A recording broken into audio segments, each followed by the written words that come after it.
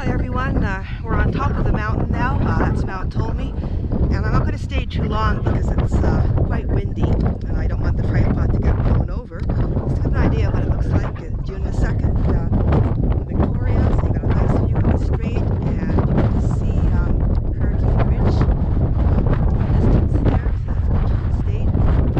And yeah, the white stuff in the mountains, that's the water supply in the summer. Yeah, I hope they've got enough to last, because I've been noticing that there seems to be less snowpack than there used to be in earlier years.